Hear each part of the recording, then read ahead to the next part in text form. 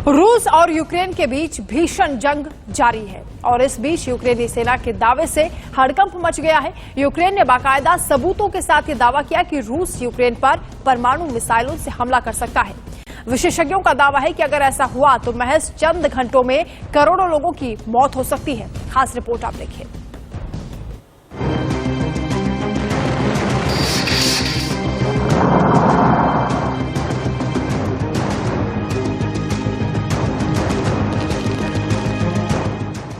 रूस यूक्रेन की जंग हुई और खतरनाक।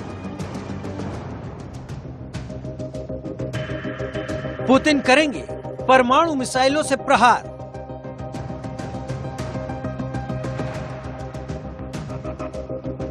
ज़ेलेंस्की के दावे से यूरोप तक में हाहाकार। क्या अब तय है यूक्रेन का सर्वनाश? पिछले 10 महीने से रूस और यूक्रेन के बीच भीषण जंग छिड़ी है। दोनों तरफ से वार पलटवार हो रहे हैं।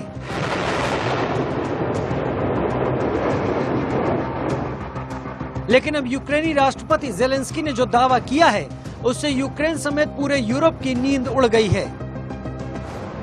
रूस यूक्रेन जंग में अब परमाणु हथियारों के इस्तेमाल का खतरा बढ़ गया है।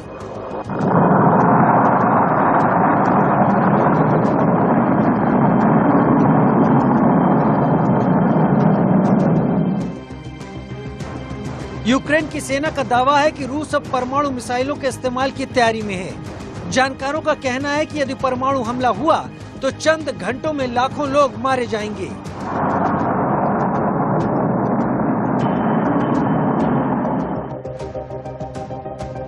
यूक्रेन के रक्षा विशेषज्ञों का दावा है कि जंग के मैदान में ऐसी पूर्व सोवियत मिसाइलें मिली हैं जिनका इस्तेमाल परमाणु हमलों के लिए किया जाता है। विशेषज्ञों ने इन मिसाइलों के टुकड़े भी मीडिया को दिखाए हैं। यूक्रेन के दावे की अभी तक रूस ने पुष्टि नहीं की है, लेकिन यूरोपीय देशों की नींद उड़ गई है।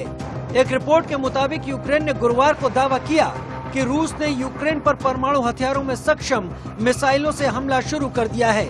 ये हमले यूक्रेन के पश्चिमी हिस्से में किए गए। यूक्रेन के सैन्य अधिकारियों के मुताबिक रूस ने लवीव और खमेलनित्स्की इलाकों में परमाणु मिसाइलों का इस्तेमाल किया।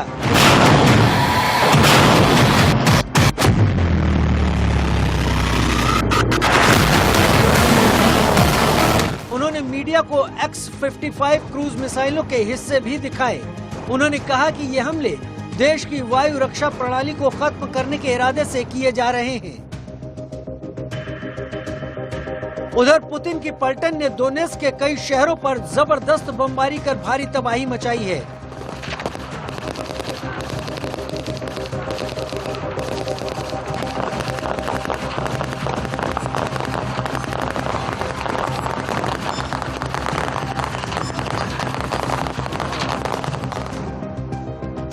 पुतिन के ताबड़तोड़ हमलों से यूक्रेनी सेना में खौफ है। हालांकि यूक्रेन ने दावा किया कि उसकी सेना ने पिछले 2 हफ्ते में रूस के 6000 से ज्यादा सैनिकों को मार गिराया है और यूक्रेनी सेना आगे भी पूरी ताकत के साथ पलटवार करेगी।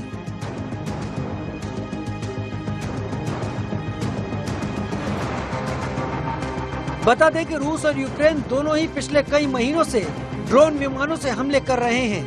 यूक्रेन को अमेरिका और तुर्की से बेहद घातक कहे जाने वाले ड्रोन विमान मिले हैं।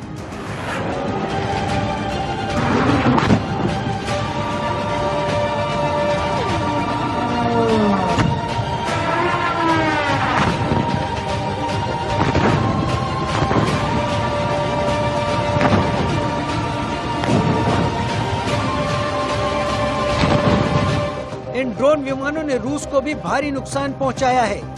इसके बाद रूस ने भी जोरदार पलटवार करने के लिए ईरान की मदद ली है।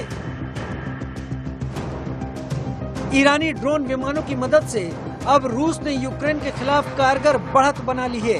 रक्षा विशेषज्ञों का कहना है कि यदि रूस ने परमाणु हमला किया तो अनुमान है कि मात्र 5 घंटे में यूक्रेन के 3 करोड़ 40 लाख लोग मारे जाएंगे।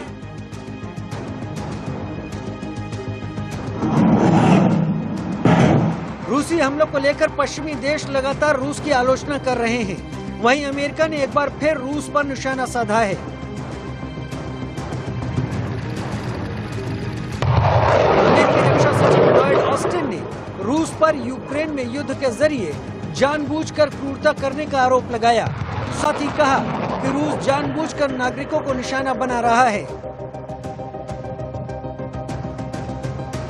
ऑस्टिन का आरोप है कि रूसी हमलों में बच्चों की मौत हुई है, स्कूल तबाह हो गए हैं, अस्पताल खंडहर में तब्दील हो गए हैं। बुनियादी ढांचे पर हमले को लेकर कुछ दिन पहले यूरोपियन यूनियन ने रूस को आतंकवाद को बढ़ावा देने वाला देश घोषित किया था और पुतिन की प्राइवेट आर्मी वैगनर को आतंकी संगठन बताया था।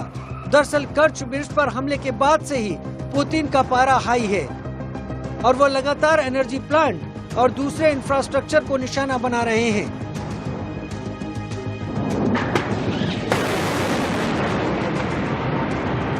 खेरसोन में रूसी सेना की वापसी के बाद तो हमले और तेज हो गए हैं, लेकिन अब जिस तरह से ज़ेलेंस्की ने परमाणु मिसाइलों से हमले करने का दावा किया है, उससे जंग भयानक मोड़ ले सकती है।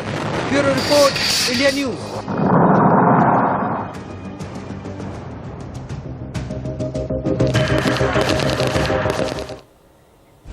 रूस और यूक्रेन के बीच भयानक जंग छिड़ी है और अब ये जंग बेहद खतरनाक मोड़ पर इसलिए पहुंच गई है क्योंकि यूक्रेन जंग की आड़ में नेटो अपना विस्तार कर रहा है। जल्द ही स्वीडन और फिनलैंड नाटो में शामिल हो सकते हैं।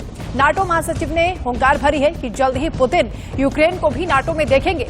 नाटो के इस बयान के बाद टेंशन हाई है, यानी यूक्रेन जंग की आग महासंग्राम में बदल सकती है।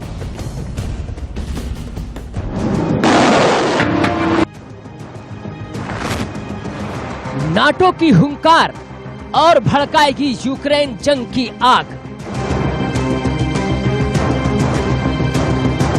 यूक्रेन को घातक हथियार, अब भीषण होगा संग्राम। स्वीडन, फिनलैंड पर टेंशन हाई, यूक्रेन कराएगा महातबाही। 24 फरवरी 2022 रूस ने यूक्रेन पर चढ़ाई की, घातक हथियारों से प्रहार किया और यूक्रेन के तमाम शहरों को शमशान बना डाला।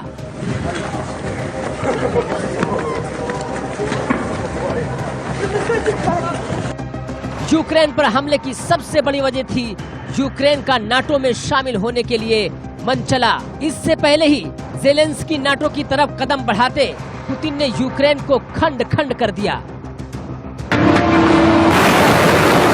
10 महीने बाद भी जंग जारी है, लेकिन नाटो में शामिल होने के लिए ज़ेलेंस्की अब भी फड़फड़ा रहे हैं।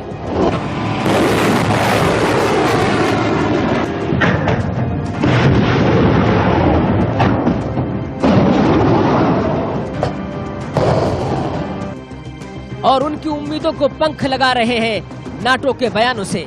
रोमानिया के बुखारेस्ट में नाटो की बैठक में टेंशन और बढ़ा दी है। नाटो महासचिव के बयान यूक्रेनी जंग की आग और भड़का रही है। नाटो महासचिव जेंस स्टोल्टेनबर्ग ने एक बार फिर यूक्रेन के प्रति सैन्य गठबंधन की प्रतिबद्धता जताई और कहा कि यूक्रेन दुनिया के सबसे बड़े सुरक्षा संगठन यानी नाटो का सदस्य बनेगा। यानी पुतिन के तमाम विरोधों के बावजूद यूक्रेन को नाटो में शामिल करने को लेकर नाटो पूरी तरह से तैयार है। बुखारेस्ट में नाटो की बैठक का मकसद भी यही था। यूक्रेन जंग में पुतिन जीत हासिल करने में नाकाम रहे हैं।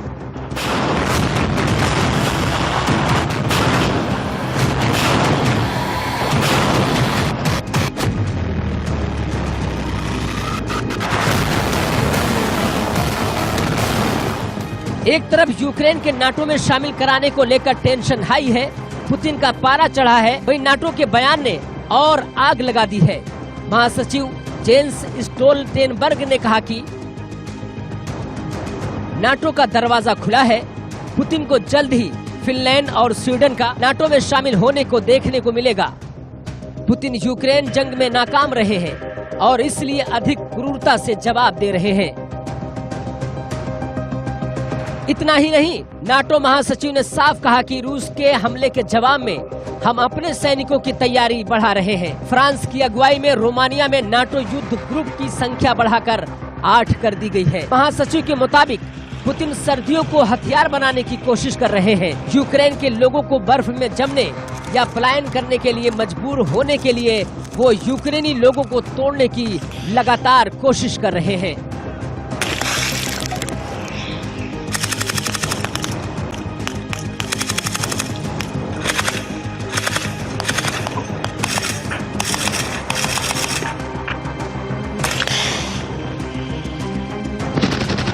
लेकिन नाटो और उसके सहयोगियों ने यूक्रेन के लिए गठबंधन ने बड़े पैकेज देने का वचन दिए हैं। यूक्रेन एनर्जी के बुनियादी ढांचे को दुरुस्त करने में भी पूरी मदद की जाएगी।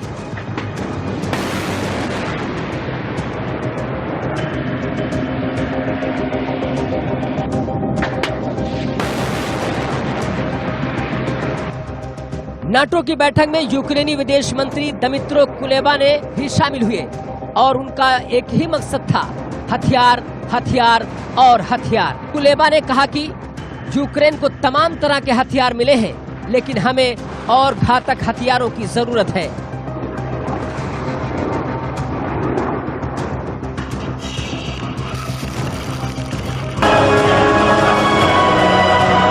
उन्होंने भी दावा किया कि नाटो ने यूक्रेन को और घातक हथियार देने के लिए प्रतिबद्धता जताई है।